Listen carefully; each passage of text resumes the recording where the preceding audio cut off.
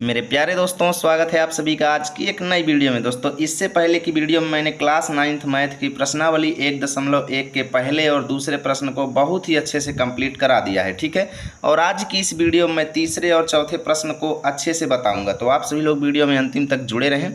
एक एक प्रश्न आपको अच्छे से समझ में आएगा, ये मेरी गारंटी है। ठीक है, तो चलिए बिना देरी के वीडियो की शुरुआत करते हैं और इन प्रश्नों को अच्छे से पढ़ते हैं और ये एक्सरसाइज को ख़त्म करते हैं। ठीक है, फिर हम प्रश्नावली 1.2 को शुरू करेंगे। तो भाई देखो, यदि अभी तक आप पहले वीडियो को नहीं देखे हैं तो इसी वीडियो के डिस्क्रिप्शन में मैंने लिंक दे दिया है, जाकर के क्लिक करके आप देख लीजिए। ठीक है, चलिए देखते हैं तीसरे प्रश्न को, फिर देखेंगे चौथे प्रश्न को। तो यहाँ पर तीसरा प्रश्न कहता है कि 3/5 और 4/5 के बीच की 5 परिमेय संख्याएं ज्ञात कीजिए। ठीक है, तो भाई 5 परिमेय संख्याएं निकालना है। पिछले वीडियो में भी सेम इसी तरीके का एक सवाल था, तो मैं आपको बताया था कि भाई अगर परिमेय संख्याएं निकालना कहा जाए आप सभी से तो बहुत ही आसान प्रोसेस है। आपको उस शब्द पर ध्यान देना है कि कितनी परिमेय संख्याएं निकालने के लिए बोला जा रहा है। तो 5 बोला जा रहा है। ठीक है, तो जितना बोला जाए उसमें बस आपको 1 जोड़ देना है। जैसे 5 में मैं 1 जोड़ूंगा तो कितना आएगा, 6 आएगा। ठीक है, उसके बाद जो संख्याएं दी गई हो, जैसे 3/5 हो गया, 4/5 हो गया, इन दोनों के बीच की हमें निकालना है। ठीक है, तो हम इस 6 का क्या करेंगे, इसके भी ऊपर नीचे गुणा करेंगे और इसके भी ऊपर नीचे गुणा करेंगे। आखिर हम ऊपर नीचे गुणा क्यों करते हैं? ऊपर नीचे गुणा इसलिए करते हैं ताकि हमारे समी पर यानी कि हमारी संख्याओं पर कोई असर ना पड़े, क्योंकि 6 से 6 कट जाएगा तो 3/5 ही है। ऐसे ही यहाँ पर भी 6 से 6 कट जाएगा तो 4/5 ही रहेगा, कोई दिक्कत नहीं होगी। ठीक है, तो ऐसे ही आप गुणा करेंगे। जैसे 5 में 1 जोड़ के 6 का ऊपर नीचे गुणा कर दिया गया। अगर यहाँ पे 6 बोला जाता तो 6 में 1 जोड़ के 7 का ऊपर नीचे गुणा करते। 3 बोलता तो 3 में 1 जोड़ के 4 का ऊपर नीचे गुणा करते। ये चीज़ आपको ध्यान देना है। ठीक है, तो 6 का 3 में गुणा करेंगे तो 18 आएगा, 5 का 6 में गुणा करेंगे तो 30 आएगा। और इधर देखो, 4 छंग 24 हो गया और 5 छक्के 30 हो गया। अब आपको बीच की 5 परिमेय संख्याएं बताना है। ठीक है, तो 19 से शुरू करेंगे, 18 के बाद से शुरू करेंगे और 24 के पहले तक का ले लेंगे। जैसे 19/30 हो गया, 20/30 हो गया, 21/30 हो गया, 22/30 हो गया और 23/30 हो गया। गिन लीजिए, 1 2 3 4 5 परिमेय संख्याएं बीच की आपको इनके मिल चुकी हैं। ठीक है, और यही हमारा आंसर इस क्वेश्चन का हो जाएगा दोस्तों। ठीक है, इस तरीके से आप इनके बीच की 5 परिमेय संख्याएं आसानी से निकाल सकते हैं। चलिए देखते हैं, चौथा प्रश्न हमारे सामने है। चौथा प्रश्न है, बोल रहा है कि नीचे दिए गए कथन सत्य हैं या गलत हैं, कारण के साथ अपने उत्तर दीजिए। तो चलिए पढ़ते हैं कथन क्या क्या दिए हुए हैं। तो पहला कथन बोल रहा है कि प्रत्येक प्राकृतिक संख्या एक पूर्ण संख्या होती है। देखिए, प्राकृतिक संख्या का मतलब क्या है? प्राकृतिक संख्या, इसी को हम प्राकृतिक संख्या भी बोलते हैं। ठीक है, तो प्रत्येक प्राकृतिक संख्या एक पूर्ण संख्या होती है। और दूसरा प्रश्न है कि प्रत्येक पूर्णांक एक पूर्ण संख्या होती है। और तीसरा है कि प्रत्येक परिमेय संख्या एक पूर्ण संख्या होती है। तो मैं आपको क्या करता हूँ, पहले संख्याएं बताता हूँ, संख्याएं क्या क्या होती हैं, कितने प्रकार की संख्याएं हैं और कौन कौन सी हमें पढ़ना चाहिए 9th में। ठीक है, तो सबसे पहले मैं आपको बताता हूँ प्राकृतिक संख्या की। प्राकृतिक संख्या क्या होती है? जैसे ही मैं सारा कुछ बता दूंगा, आप इन सारे क्वेश्चनों को खुद ही कर लेंगे, मुझे बताने की ज़रूरत नहीं पड़ेगी। ठीक है दोस्तों, तो प्राकृतिक संख्याएं वो संख्याएं हैं दोस्तों जिन्हें हम गिनती में यूज करते हैं। जैसे हम कोई भी चीज़ गिनते हैं तो 1 से शुरू करते हैं ना, कि 1 2 3 4 5 6 7, ना कि 0 से शुरू करते हैं कि 0 फिर 1 फिर 1 फिर 2। 0 से नहीं शुरू करते हम। अगर आपको ये बोलें कि आपकी क्लास में कितने बच्चे हैं तो आप 1 से गिनेंगे, 1 2 3 4, है ना, ऐसे गिनते हैं। तो प्राकृतिक संख्याएं वो संख्याएं जो 1 से शुरू होती हैं। ध्यान दीजिएगा, 1 से शुरू होती हैं और कहाँ तक जाती हैं? अनंत तक जाती हैं। ये चिन्ह का मतलब है अनंत तक, इसको बोलते हैं इनफाइनाइट। ठीक है, अनंत तक। अब यहाँ पर देखो, 1 से लेकर अनंत तक जाती हैं। तो कोई तुमसे पूछे कि क्या 0 एक प्राकृतिक संख्या है, तो आप बताएंगे नहीं, कि 0 प्राकृतिक संख्या नहीं है।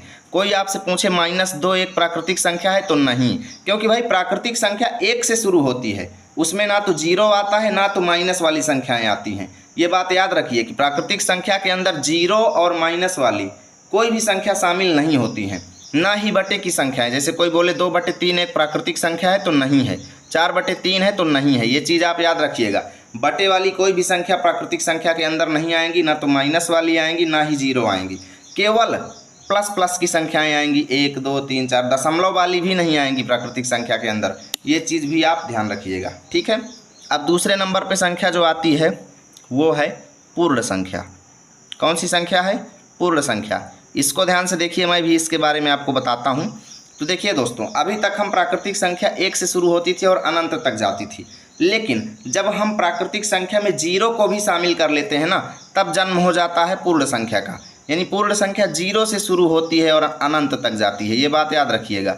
कोई पूछे पूर्ण संख्या कितने से शुरू होती है, तो 0 से शुरू होकर अनंत तक जाती है, ये बात आप याद रखेंगे। यानी कोई आपसे पूछे कि क्या 0 एक पूर्ण संख्या है, तो आप बताएंगे कि हाँ भाई 0 एक पूर्ण संख्या है। कोई पूछे क्या 0 एक प्राकृतिक संख्या है, तो ना भाई ना, 0 एक प्राकृतिक संख्या नहीं है, क्योंकि प्राकृतिक संख्या 1 से शुरू होती है, ना कि 0 से, ठीक है। और पूर्ण संख्या 0 से शुरू होती है, अनंत तक जाती है। अब बात की जाए दोस्तों यहाँ पर कि क्या माइनस वाली संख्याएं पूर्ण संख्या होंगी, जैसे -1 हो गया, -2 हो गया, -3 हो गया, तो सीधा सा उत्तर होगा नहीं होंगी, क्योंकि हमारी पूर्ण संख्याएं 0 से शुरू होती हैं, ठीक है। इतना आप याद रखेंगे। इसके बाद तीसरे नंबर पर आता है दोस्तों पूर्णांक। तो पूर्णांक मैं आपको बताता हूँ। तो पूर्णांक जो होता है दोस्तों, ये 2 प्रकार का होता है। देखो, पूर्णांक में सबसे पहले 0 को शामिल कर लिया जाता है, उसके बाद प्लस वाली सारी संख्याएं, ये बात याद रखिएगा, मैं सारी चीज़ें आपको बता रहा हूँ।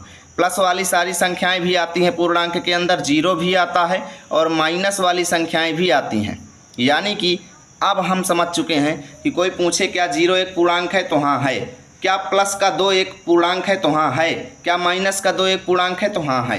कोई माइनस का 3 पूछे क्या ये पूर्णांक है, तो हाँ है। माइनस का 4 तो हाँ है। प्लस का 5 तो हाँ है। 0 हाँ है। 2/3 दिस इज़ नॉट, ये नहीं है भाई, क्योंकि ये नहीं आएगा पूर्णांक के अंदर। बटे वाली संख्याओं को पूर्णांक के अंदर नहीं लिया जाता, ये बात याद रखेंगे। अभी बटे वाली संख्याओं को कहाँ पर डालेंगे ये भी मैं आपको बताऊंगा। यानी पूर्णांक के अंदर हम ये जनरली देखते हैं कि भाई बीच में 0 होता है हमारी संख्या रेखा में, इधर जितने भी होते हैं वो धन पूर्णांक होते हैं, प्लस वाले, ठीक है, और इधर जितने होते हैं ये माइनस वाले होते हैं, ये बात आप याद रखेंगे। इनको हम बोलते हैं ऋण पूर्णांक, इनको हम बोलते हैं धन पूर्णांक, बीच में हमारा शून्य होता है। अब बात करें कि परिमेय संख्याएँ क्या हैं, तो परिमेय संख्याएं के बारे में मैं कल आपको बताया था कि वो संख्याएं जो बटे के रूप में लिखी जा सकती हैं, यानी जिनको हम P/Q के रूप में लिख सकते हैं, लेकिन शर्त ये है कि हमारा हर जो है वो 0 के बराबर नहीं होना चाहिए। परिमेय संख्याएं वो होती हैं जिनको हम बटे के रूप में लिख सकते हैं, लेकिन 0 के बराबर उनका हर नहीं होना चाहिए। जैसे कोई पूछे कि क्या 2/0 एक परिमेय संख्या है, तो नहीं है। 3/0 है, तो नहीं है। 4/0 है, तो नहीं है, क्योंकि भाई बटे में 0 हो गया, बटे में 0 नहीं होना चाहिए। अगर बटे में 0 हो गया तो वो परिमेय संख्याएं नहीं रह जाएंगी, ये बात आप याद रखेंगे। 4/5 परिमेय संख्या है, तो हाँ है। 6/5, 3/5 तो हाँ है, ये बात आप याद रखेंगे। अब आप एक एक सवाल को अच्छे से कर लेंगे, मैं ये गारंटी के साथ कहता हूँ। तो पहला सवाल है कि प्रत्येक प्राकृतिक संख्या एक पूर्ण संख्या होती है, तो हाँ भाई प्रत्येक प्राकृतिक संख्या एक पूर्ण संख्या होती है। क्यों?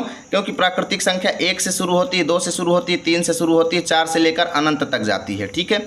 जबकि पूर्ण संख्या जो होती है वो 0 से शुरू होती है, तो इसका मतलब कि ये जितनी होती हैं प्राकृतिक संख्याएं, इनको हम पूर्ण संख्या के अंदर इंक्लूड कर सकते हैं। तो हम इसका सीधा सा उत्तर लिखेंगे कि हाँ, प्रत्येक प्राकृतिक संख्या एक पूर्ण संख्या होती है।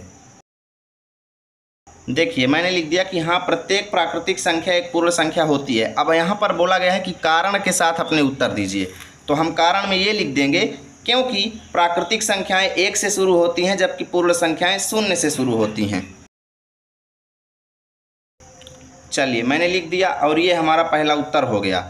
दूसरा है कि प्रत्येक पूर्णांक एक पूर्ण संख्या होती है। अब इसको देख लेते हैं कि क्या प्रत्येक पूर्णांक एक पूर्ण संख्या होती है। तो मैंने आपको ये बताया कि पूर्णांक के अंदर माइनस वाले भी हैं, 0 भी है और प्लस वाले भी हैं, जबकि पूर्णांक के अंदर जबकि पूर्ण संख्या के अंदर क्या होता है, पूर्ण संख्या के अंदर केवल 0 होता है और प्लस वाली संख्याएं होती हैं, माइनस वाली संख्याएं नहीं होती हैं। तो इस चीज़ को यहाँ पर लिखेंगे नहीं, लिख देंगे नहीं।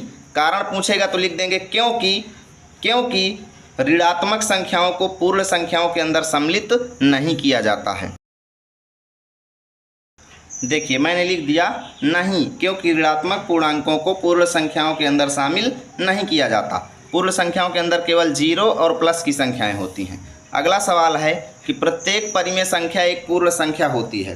तो नहीं, मैंने अभी बताया कि भाई परिमेय संख्या जो होती है वो बटे के रूप में होती है, ठीक है। प्रत्येक परिमेय संख्या एक पूर्ण संख्या होती है, तो इसका सीधा सा उत्तर होगा नहीं। नहीं क्यों बोलेंगे? क्योंकि भाई देखो मैं बोल दिया 3/4, क्या 3/4 एक पूर्ण संख्या है? नहीं, क्योंकि पूर्ण संख्या पढ़ाते समय मैंने आपको बताया कि पूर्ण संख्या में 0 होगा, 1 होगा, 2 होगा, 3 होगा, 4 होगा, ये 0 से शुरू करके प्लस वाली सारी संख्याएं होंगी, ठीक है। बटे वाली कोई भी संख्या इसके अंदर नहीं आती है, मैं पहले ही आपको बता चुका हूँ। अब यहाँ पर परिमेय संख्याओं में तो माइनस की भी आती है, -2/3, -3/4, -5/6। तो माइनस की संख्याएं हैं, ये कैसे इसके अंदर आ सकती हैं? तो इसका भी उत्तर हो जाएगा नहीं, लिखेंगे नहीं। ठीक है, यहाँ पर पूछा गया है कि क्या प्रत्येक परिमेय संख्या एक पूर्ण संख्या होती है? तो लिखेंगे नहीं, क्योंकि परिमेय संख्याएं बटे के रूप में होती हैं, जबकि पूर्ण संख्याएं बटे के रूप में नहीं हो सकती। तो लिख देंगे नहीं, क्योंकि कुछ परिमेय संख्याएं ऋणात्मक होती हैं, परंतु पूर्ण संख्याओं में ऋणात्मक संख्याओं को शामिल नहीं किया जाता। ये ज़्यादा उत्तर बढ़िया रहेगा। ठीक है, इसलिए मैंने इसको लिख दिया है। आप कुछ भी लिख सकते हैं, लेकिन हाँ लिखिएगा तो सही लिखिएगा। इस तरीके से हमारे ये सभी प्रश्न खत्म हुए। उम्मीद करता हूँ वीडियो आपको अच्छी लगी होगी। प्लीज़ वीडियो को लाइक करें, दोस्तों के पास शेयर करें। मिलेंगे आप सभी के साथ अगली वीडियो में अगले चैप्टर को लेकर।